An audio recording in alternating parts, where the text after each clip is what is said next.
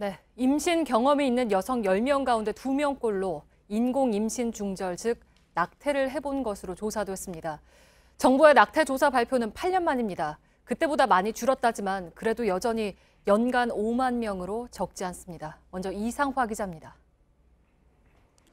2017년 한 해 약 5만 건의 낙태가 이루어진 걸로 파악됐습니다. 2005년 34만 건, 2011년 조사 때 17만 건보단 많이 줄었습니다. 하지만 여전히 임신 여성 10명 중 2명꼴로 적지 않습니다.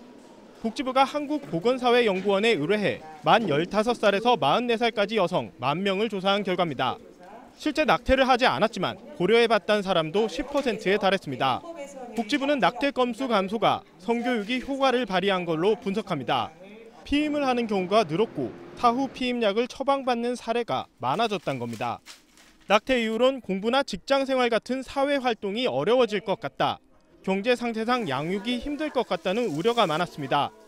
낙태를 경험한 평균 연령은 28.4세였습니다. 평균 1.43회 낙태를 했는데 많게는 7번 낙태를 한 경우도 있었습니다. 응답자 절반가량은 낙태 당시 미혼이었다고 답했습니다. JTBC 이상화입니다.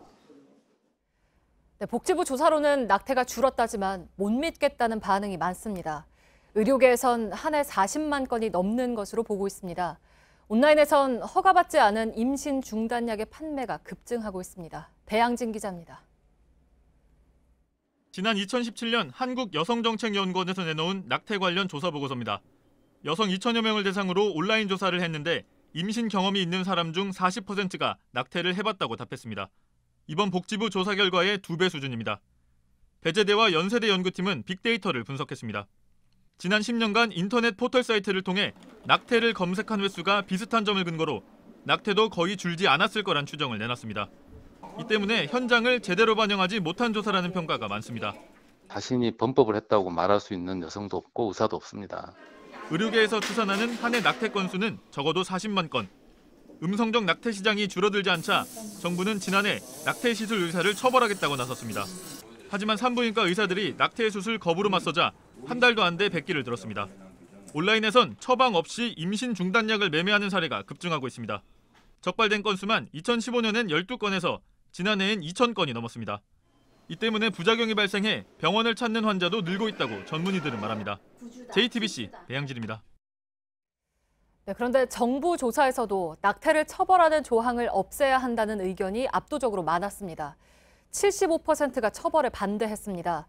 이런 가운데 이르면 다음 달쯤 헌법재판소가 다시 한번 낙태죄 처벌 조항에 대한 위헌 여부를 결정합니다. 백민경 기자입니다.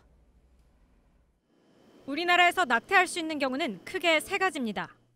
강간으로 임신하거나 태아나 모체의 건강이 크게 위협받는 경우입니다.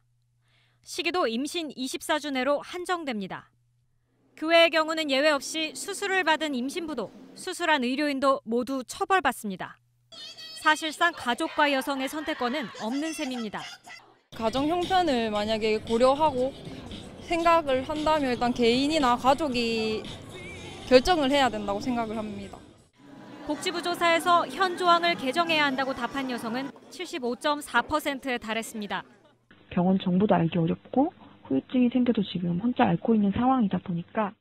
그러나 태아도 생명이라는 점을 고려해야 한다는 의견도 만만치 않습니다. 책임은 저한테 있는 거니까 한 명의 생명을 해치는 일을 제가 결정해서는 안 된다고 생각해요. 제대로 된 성교육이 부족한 점도 문제입니다. For a whole week, they just introduce every type of protection and stuff. Yeah. 이런 가운데 이르면 다음 달 헌법재판소가 다시 한번 낙태죄 위헌 여부를 결정할 걸로 보입니다. 2012년에는 재판관 8명의 의견이 4대4로 갈렸고 위헌 정족수 6명을 채우지 못해 합헌 결정이 나왔습니다. JTBC 백민경입니다.